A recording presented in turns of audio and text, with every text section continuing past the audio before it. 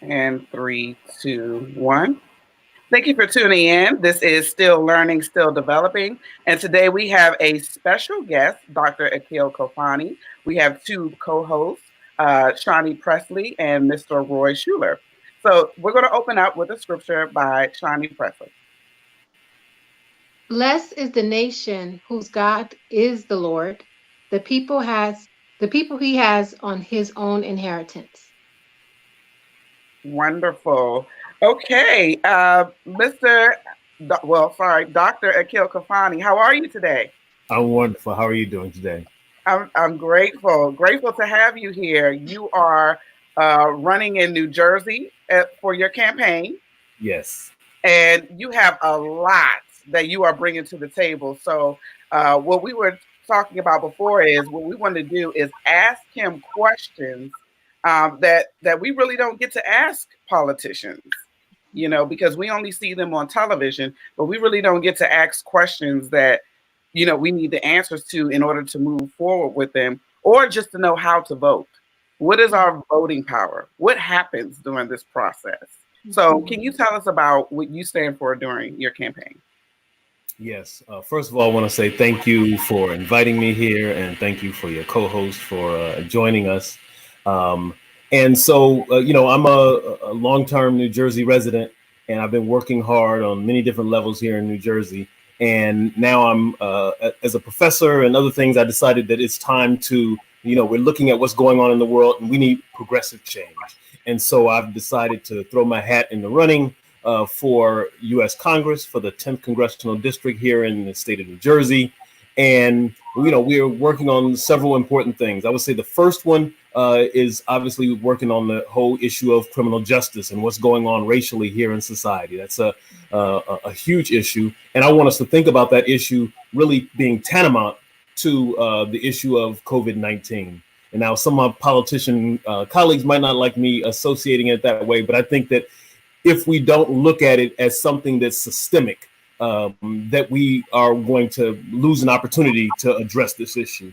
So I think that we have to look at the issue of race relations and the criminal justice system as an opportune moment to bring about change. And I'm going to work hard bringing about legislation to make sure that the criminal justice system is reformed throughout the country and that we have a more just and equitable system for everyone here. The couple of other issues, and we'll go through some others. One other one is really looking at the mortgage issue.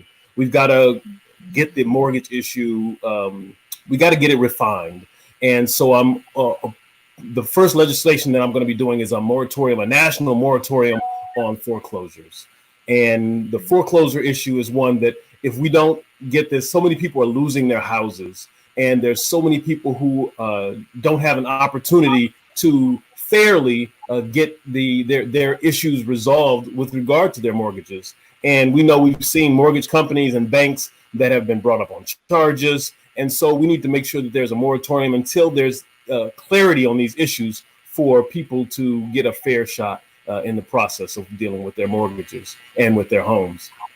And lastly is just about education. And I think that we have to talk about education really on a broad level. How do we reform education, not just in urban centers, but throughout America?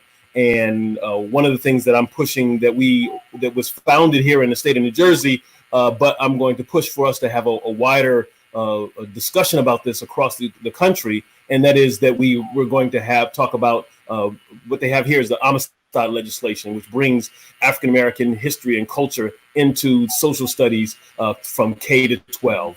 And so I think that's something that's important for us to do. And I'm going to push for national legislation on that. And I'm going to tie that in with the discussion on reparations. So that may be a little complex. So we're going to try to separate that. Okay. Yes. So those are the three things I want to kind of start with, and we can go on any other discussions that you want to have from there. Okay. So you did talk about a lot of things, and thank you for all the information about you running for U.S. Congress. Can you guys hear me well? Yes. Okay. There's something like a fan or something. A I buzz. hear some buzzing too. Dr. Akil, is there any reason why your screen has a yellow tint? My screen has a yellow tint. Your display has a yellow tint. You see how? Lighting. Yeah. There we go. There we go. That made a lot of difference. Yeah. Well, you know, my camera changes automatically by itself for some reason, so I'm not sure. If you need me to do anything else, I can have a light that's on. No. That is brighter, perfect. but I'll stay that there. Is perfect. Yes. Okay. Perfect. Okay. So go ahead, Shani. What is your question? Okay, doctor, you talked about mortgage. I have a family. I'm married to a minister and I have 4 kids and we have a mortgage. And that was something that was on my mind myself. How are people dealing with the mortgage foreclosures with the COVID-19? A lot of people don't have jobs. They've lost their jobs. Right. And nothing has stopped the mortgages saying, okay, let's do a default or a break for a couple months. How are people going to be able to, how is your legislation to help people figure out a way through the tough times that they're going through right now? So there's 2 components to it. First, there was legislation that was passed to make it so that so that people's mortgages for the time being are put on hold, and so that the interest that would be accumulated on your mortgage currently is on hold, and that the payments are on hold. However, the thing that I want to caution, and then one of the things, the other piece of the legislation, an aspect of this legislation that we're going to work on, is to make sure that the mortgage, the fees and the interest on that are being tacked onto the end. And so we want to make sure that that's not capitalized on. In other words, we don't want the mortgage companies to charge you additional interest on anything that's put on the end of the mortgage. So we're going to make sure, we're going to write some legislation to make sure that if it doesn't happen before we get into office, but if it doesn't, we're going to make sure that when that mortgage ends, that you're not paying additional interest for this time, that there was a moratorium already set by the federal government. There's no way that people should have to pay additional money, understanding the crisis that we're in, on top of what they're already being paid. Thank you. Thank you for that. And let me just clarify one thing, because oftentimes what happens with the foreclosure is that oftentimes, so if you apply for a mortgage modification, sometimes they'll hold your loan, they'll reduce it immediately, and then they'll change the amount that you have to pay, and then they may reassess it after 3 to 6 months. And then if they decide that you don't qualify for that, then they put that on whatever you didn't pay on the back of your loan, and then you have to pay that, and it's capitalized on. And I don't think that's fair. So we're going to create a situation, the legislation that's going to make the mortgage system fairer for homeowners. Wow. Okay. Dr. Khalfani, so it certainly sounds like there are some good initiatives as it relates to the mortgages that Mrs. Presley asked about, education reform, criminal justice. Just to go back here, I need to know if your Ballotpedia or .org page is still current, because it shows as a part of my due diligence that you've actually withdrawn from the primary prior to tomorrow's vote. So can you comment on the status where that stands? Sure. So what that's referring to is that I am not participating in the primary. So I'm not a primary election candidate. I'm an independent candidate for the fall, for November. So what Ballotpedia is marking is that they saw that I was initially going to run in the primary, but I decided not to. So that's what that indicates. Okay, gotcha. So if I can ask just a follow-up question, now that we've cemented that you're still in the running here, your training as a sociologist, your status as an educator, certainly on the face of it gives you some good insight as to some changes, an understanding that you bring that may be different from the other candidates. So can you comment, in addition to what you've shared already, can you comment on how you're training as a sociologist, how you're training as an educator, how those things uniquely equip you to lead this 10th congressional district? Sure. Thank you for the question. So yeah, I've got to earn my bachelor's in sociology from the University of California, Santa Cruz, and I earned my master's and my PhD from the University of Pennsylvania, and I also have a certificate in African studies. And so during this time, I spent a lot of time studying both politics and sociological analysis of the world in which we live. I wrote a book in 2005 called The Hidden Debate, which looked at affirmative action in South Africa and the United States, did a comparative historical analysis. And all that study gave me a great insight into the governance of American society. And, I've been a professor at Essex County College in New Jersey now for 15 years. And during that time, not only have I taught classes that deal with government, I taught for a couple of years a class on municipal government. I also ran the Urban Issues Institute, where I was the director of a program that helped young students to find out about governance. And I worked with the League of Municipalities. I worked with the New Jersey Urban Mayors Association and lots of other governmental organizations on the county level, state level. And that really gave me insight to a lot of things dealing with how to navigate and what the political process is like, and trying to understand how to better improve our political system. And in addition to that, previously was a candidate for freeholder here in Essex County, and I ran for municipal council in West Orange twice.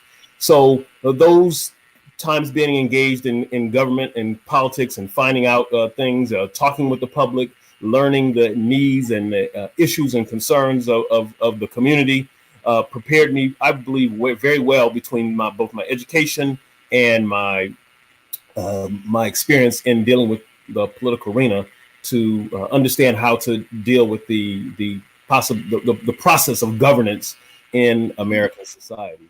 And I also spent a lot of time traveling. So right now, I'm in addition to being the director of the Africana Institute, I'm also the director of the Center for Global Education and Experiences.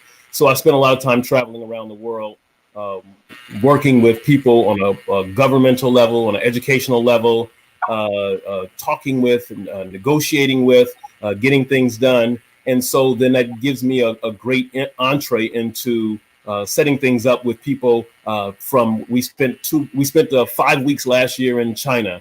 I've been, I spent time this year in South Africa, and we were headed to trips in different places. So all these different locations, I have lots of contacts, and those contacts also give me an opportunity to bring things to the table that maybe my opponents don't have the relationships and the resources to do.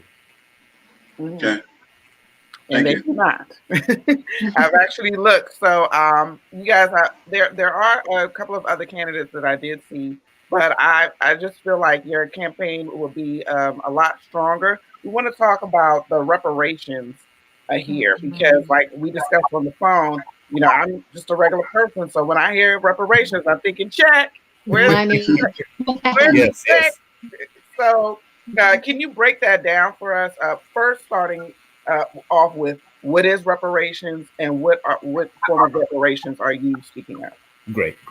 So first of all, foremost, reparations are a way to repair, right, the wrongs that have been done to a group of people in society. So we've seen those types of repairs that have been done to the Jewish community, to the Native Americans, to Japanese Americans, and other places, not just in the United States, but around the world, where people have been compensated for the wrongdoings that have been done to them, not as individuals, but as a people. And so dealing with reparations as African Americans, we have not seen that type of repair from a governmental level and from a organizational level. So that in some places, there are even companies that pay reparations. And so I think we need to think about that. There is a legislation out there, HR 40, that talks about reparations. And as you and I talked about, I have a slightly different thinking on that. I think that, one, we definitely need monetary reparations, but we also need to think about how do we change our preparation for what those monetary, that reparation, that monetary foundation that we're going to be getting back. How do we utilize that for the best of our ability as a people?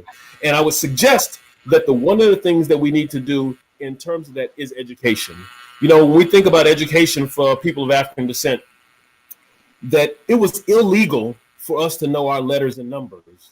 Right. For hundreds of years, illegal for us to learn to read and write.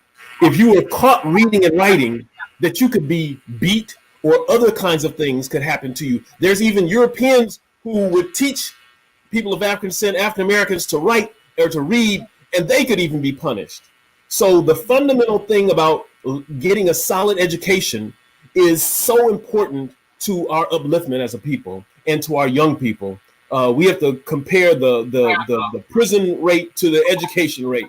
And there's more money paid to keep kids in prison than to send them to school. If we were spending the same money that was spent to send kids to education to get their degrees as we do to house people in prison, we would change this.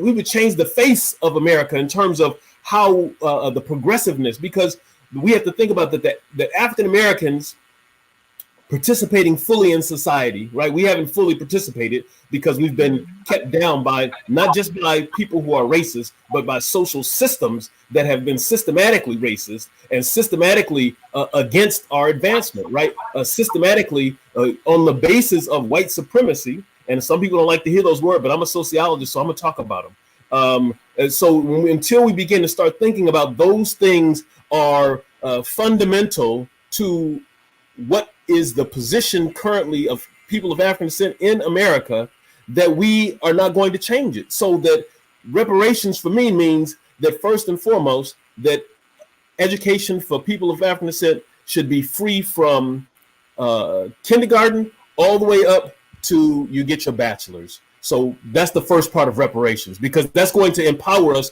to get jobs. That's going to empower us to get further education. It's going to empower us to become entrepreneurs. Knowledge is the key, and without knowledge, then we're a hair shy of where we could be. Even if we had the skills to do certain other things, without the education, without the skill set that we need, we wouldn't be able to get there fully. And not as individuals. See, I mean, I grew up in South Central Los Angeles, so I'm a first generation college student. My parents didn't have an education. My father had a 10th grade education, didn't graduate from high school, and my mother had a couple of classes at community college. But they always pushed me to excel academically. I didn't even know what a PhD was when I was a kid, but I learned that through the process of going to the next level. And so as I began to further my own educational ability, I realized that we have the potential to do the same thing for many other people. And oftentimes, and as a professor at a community college, I see it all the time. Students struggle with the financial ability to go to school, even at a community college where it's less expensive. And so if we change that foundation, we're going to change the way in which African Americans are prepared to take the mantle and take the baton and run with it as far as we can run. And then as we get that going, then we're going to continue the dialogue in reparations to talk about the repair financially. The financial repair, you know, if we look at the housing industry, right, and land, we always talk about 40 acres and a meal. But if you go back and read, you'll see that 40 acres in a meal, that 40 acres actually was a loan. But in there was when there was an expansion going towards the West, European Americans, white Americans, were given 160 acres of land as land grants, and they built land grant colleges. So that's where reparations is missing. We didn't have the opportunity to build the wealth, and that wealth is given on generationally. And so without that wealth being the foundation of what we do, then we're at a deficit. But I'm running for Congress because I want to move us from a deficit to another whole level, that we're going to get rid of the deficit. We're going to get rid of that. And it's not going to take just 1 year or 2 years. And it's not just me. It's a movement. This is about creating a movement where there's lots of people who are engaged in this transformative idea to make this idea a reality. So as I'm running, I want us to be clear. I'm not running just to get elected. I'm wanting to bring the movement of all the people who are with me and supporting me to push the envelope, to get other people in office who are like-minded, because that's what it's going to take. It's going to take a transformation in the American governmental system for us to really bring about change, and that's what I'm advocating. So I have a question about educational reparation. I don't know if I Yes. said it right. Excuse me. I have 4 young boys. Yes. And you talked about how from K through college, we're looking at reparations for those type children. There are people that live in different areas. So the money is divided differently. So what type of education are we looking at for those kids? Mediocre education? In my area, I'm from South Carolina. There's some places where the kids don't even have laptops in the school yet. Mm-hmm. And some schools where I'm at right now, my children have access to laptops. Mm-hmm. How is that reparation going to help those kids? How is that money going to get to those kids to help them elevate their education to the next level? That's a great question. And I think that what the answer to that question is that we need to have all the resources available to us, whatever it needs to be excellent. And so if that means that we need to have a laptop computer for all the African-American kids, then they need to have a laptop. First of all, K through 12 is already compulsory, right? So we're talking about that part of the things we have to think about reparations is not just money and not just access. We have to talk about, as you suggested, the quality of it. That's why I said that we need to focus also on Amistad. We need to make sure that the kids going through school, that they see people that look like them, that they see images in the books that look like them, that they talk about their historical contributions as a people to things. So, for instance, when I was in school, 2 things about when I was in school. One, when I was in English, I went to, like I said, LA High School. When I was in English, I got A's in English. But guess what? When I got to college, I found that I didn't know how to write because we didn't even have books. Some of the English books that were required for us to use, we couldn't take home. So the basic things that were needed, we didn't have the basic resources in school to be able to take home. Now, maybe some parents bought those books for their kids and they had them in another way. But the fact is that my parents had 4 children as well. So that, and I have 4 children. So I understand what it means to have 4 children.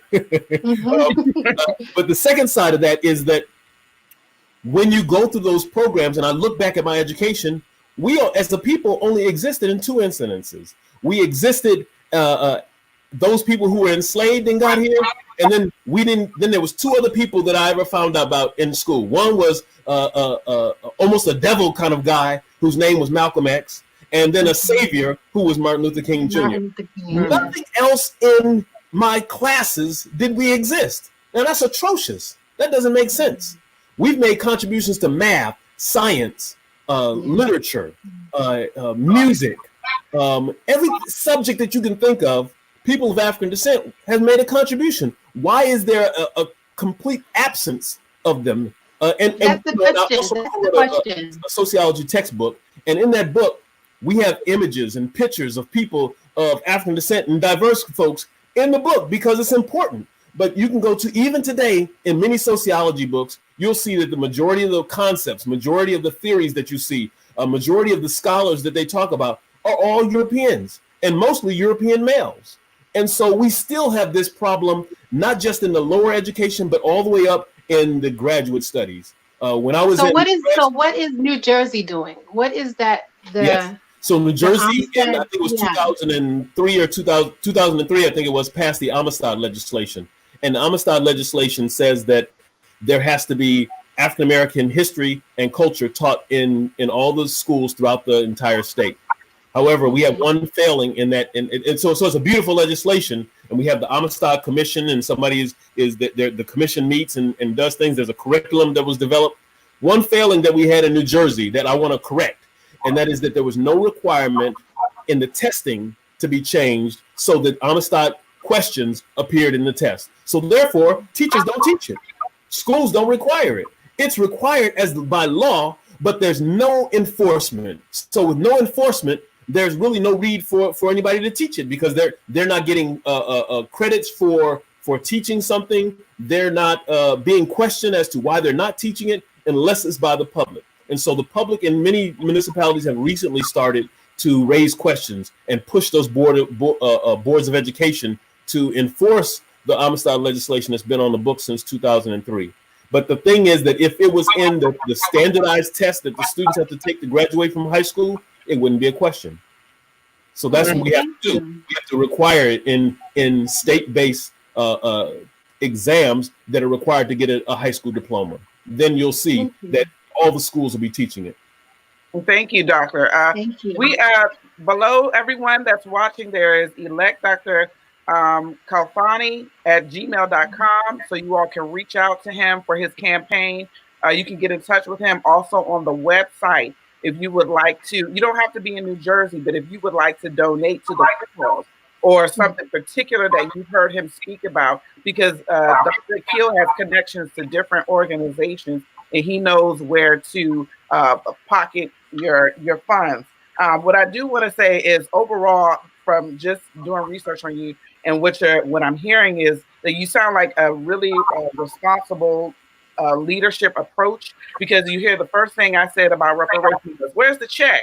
Well, what it was, you know, without telling me the facts was, you don't know what to do with the money, do you? So, and that is the problem in our community.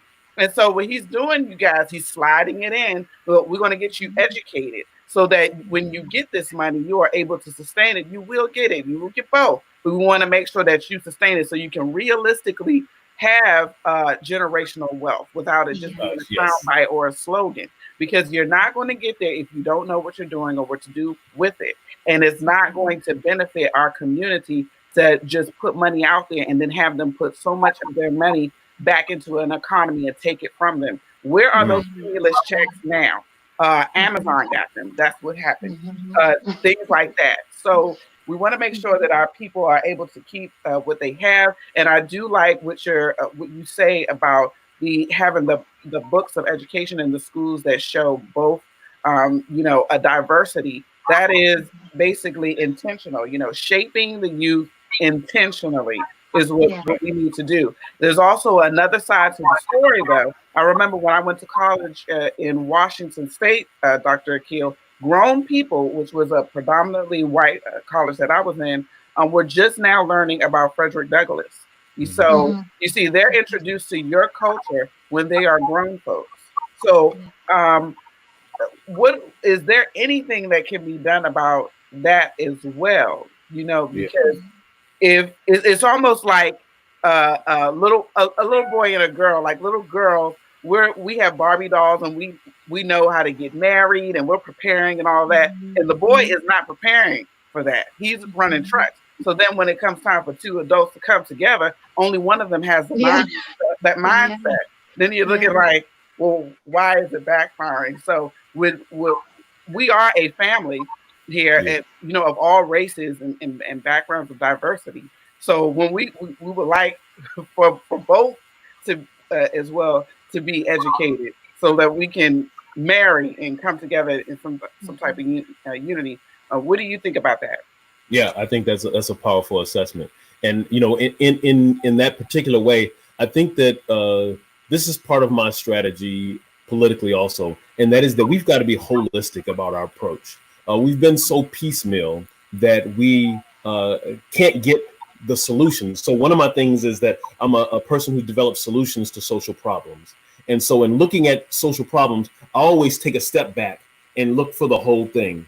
I growing up in California, I had opportunity to go to the giant redwoods. And the giant redwoods, these are these trees. I took my children a few years back, and the trunk of one of the trees can be 28 feet in diameter. If you can imagine a tree that big. Most people can't even fathom that. But 28 feet of the trunk of the tree. But the roots don't run deep in those trees. The roots are shallow. But the thing that holds the tree up and makes it strong is that the roots are intertwined. And so we've got to figure out how we're going to intertwine ourselves so deeply that we can't be pushed over. And we also need to take a step back from the tree to be able to see its magnificence, right? We need to step back and see the whole thing. So we need to see up close what happens, but also stepping back what happens. So we have to do almost a dance in understanding the world in which we're in. And we refuse to do that dance because it's good to have a soundbite that says, oh, I'm gonna change everything, or this is the problem. We talk about problems. But we never talk about, or I won't say never, we seldomly talk about solutions to social problems. We more readily talk about the problems themselves. So when I was writing my book, I looked up and there was so many books on inequality. I only found one book and I did an extensive search. One book on equality. Everything else was on inequality. I looked for books on justice. There was only maybe 1 or 2 books on justice. All the rest of them were on injustice. I said, why do people not focus on the solution? Because the solution is hard. You've got to put in work to get to the solution. You've got to sweat to get to the solution. You've got to be willing to have what I call courageous conversations with people who you disagree with people who don't like you, with people who are averse to anything that you bring to the table. But you've got to be willing to sit down at the table and have dialogue with them to bring the thing to the next level. And as a country, we haven't done that.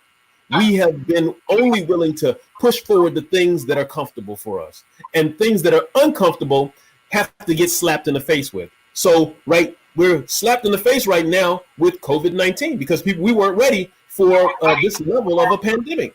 We had talked about it. Obama had talked about it. Others had talked about it. But in terms of actually thinking about the stages of preparing, we hadn't done. The ideas of racism. I lived in Los Angeles during the Rodney King Rebellion of 1992. So I was right there. And literally the epicenter was maybe 7 or 8 blocks from my house.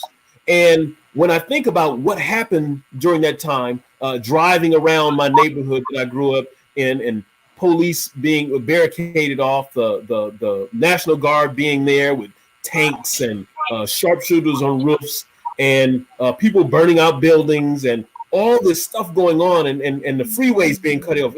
I'm like, wow, and we thought that was going to be it, but that wasn't it, because we haven't dealt with the systemic level, as I talked about in the beginning, of racism in this country. We haven't dealt with reparations. See, these things go hand in hand. That's why we have to talk about it holistically. We haven't talked about education in this context. Education is the reason why we have people who don't have the proper type of jobs.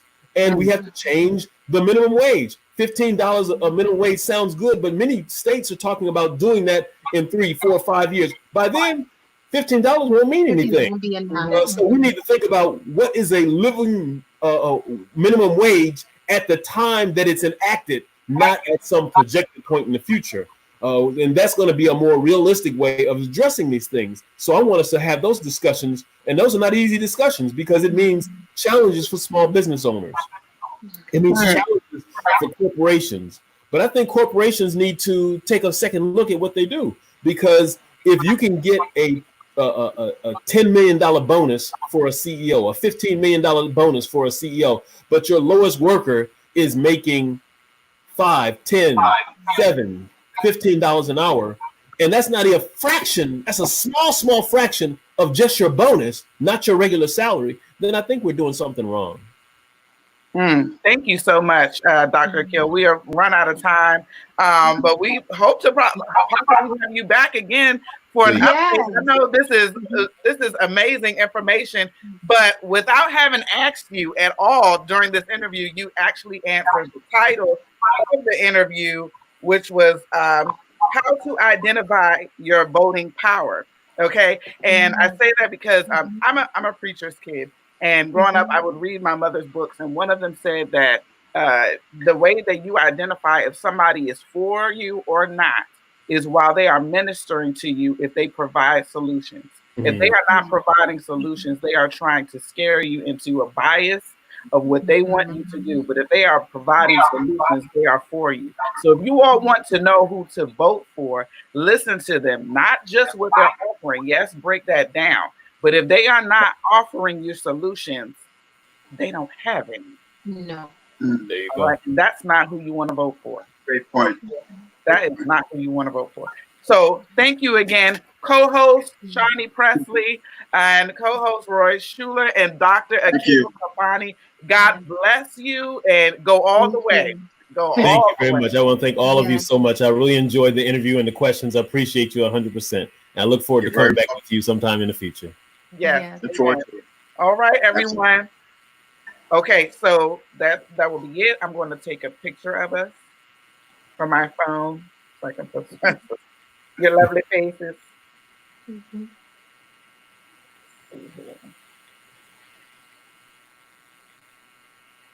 All right, everyone, say cheese. For my documents there. Let me end the broadcast.